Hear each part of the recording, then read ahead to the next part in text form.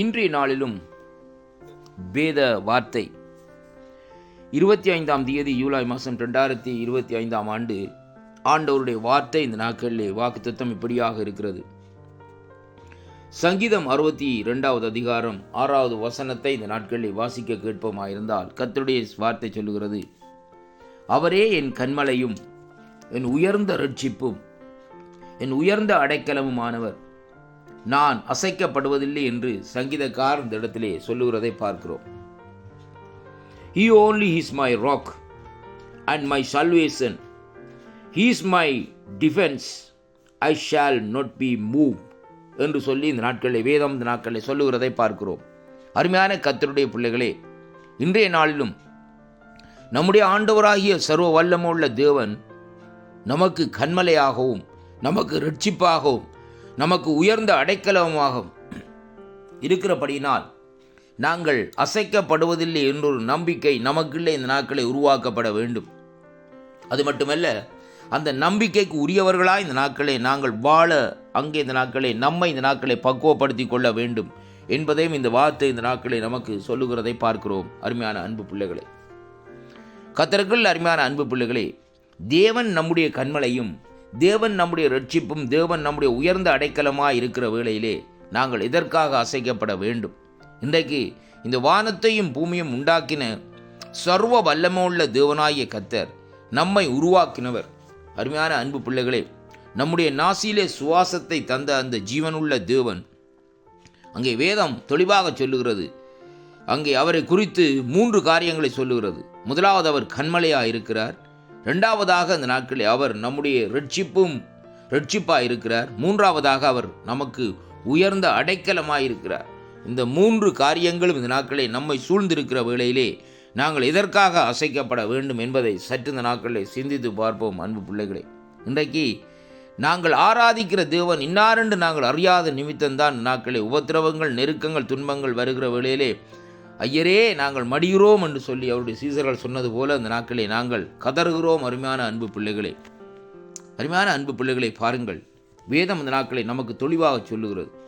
நம்முடைய தேவனாக கர்த்தர் இந்த நாட்களிலே நமக்கு இப்படிப்பட்ட பலனாகவும் கன்மலையாகவும் இரட்சிப்பாகவும் அடைக்கலமாக இருக்கிற வேளையிலே நாங்கள் எதை குறித்தும் கவலைப்பட வேண்டிய அவசியமே இல்லை. ஏனென்றால் அவரே யெகோவா ஜீரே எல்லாவற்றையும் பார்த்து கொள்ளுவார் என்று சொல்லி இன்றைக்கு நாங்கள் பார்க்கக்கூடியதாக இருக்கிறது. அன்பு பிள்ளைகளே, அதனாலே உங்களுக்குள்ளே இருக்கிற கவலைகள், உங்களுக்குள்ளே இருக்கிற நெருக்கங்கள், உங்களுக்குள்ளே இருக்கிற பாரங்கள், உங்களுக்குள்ளே இருக்கிற பிரச்சனைகள் எல்லா காரியங்களையும் விட்டுவிட்டு அந்த கன்மலையாகிய கர்த்தரை நோக்கி இந்த நாட்களிலே பாருங்கள். அனுதினமும் இந்த நாட்களிலே ரட்சிக்கப்பட்ட என் சகோதர சகோதரிகளே, அனுதினமும் இந்த நாட்களை சொல்லிக் கொள்ளுங்கள், நான் அசைக்கப்படுவதில்லை.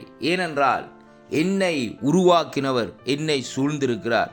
என்னை உருவாக்கினவர் கன்மலையாகவும் அடைக்கலமாகவும் இந்த நாட்களிலே என்னை சூழ்ந்திருக்கிறபடினால் நான் எதற்காக அசைக்கப்பட வேண்டும் என்றொரு கேள்வி இந்த நாட்களிலே நமக்குள்ளே வருமாயிருந்தால் நாங்கள் இன்றைக்கு இந்த பூமியிலே சந்தோஷமாக இந்த நாட்களை வாழக்கூடியதாக இருக்கும்.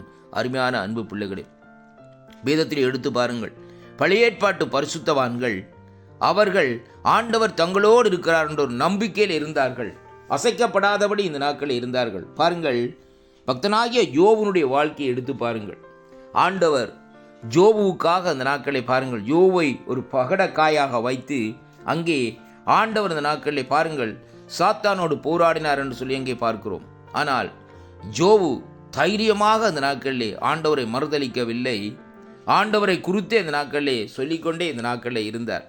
ஆனால் என்னதான் காரியங்களானாலும் சரீரமாவது இந்த நாட்களை இத்து போனாலும் ஆனால் யோபு அசைக்கப்படவில்லை. அருமையான கர்த்தருடைய பிள்ளைகளே, அதனாலே தான் கடைசி அதிகாரத்திலே பார்க்கிற வேளையிலே இரட்டிப்பான ஆசீர்வாதத்தை இந்த நாட்களை பெற்றுக்கொண்ட மனுஷனாக இந்த நாட்களை வாழ்ந்தார் என்று சொல்லி அங்கே பார்க்கிறோம்.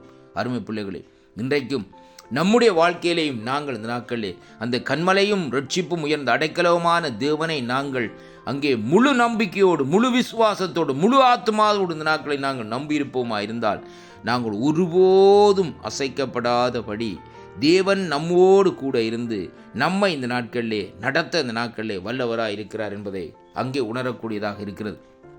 நம்முடைய வாழ்க்கையிலே ஆசீர்வாதத்தை சுதந்திரித்துக் கொள்வோம். நம்முடைய வாழ்க்கையிலே விடுதலையை காண்போம். நம்முடைய குடும்பத்துக்குள்ளே விடுதலையை காண்போம். பிள்ளைகளுக்குள்ளே விடுதலையை காண்போம். ஏனென்றால் கர்த்தர் நம்முடைய கன்மலையும் ரட்சிப்பும் அடைக்கலவுமாக இருக்கிறார் என்று சொல்லுவோம். கர்த்தர் உங்களை ஆசீர்வதிப்பாராக என்று வாழ்த்துகிறேன். ஆமேன், ஆமேன்.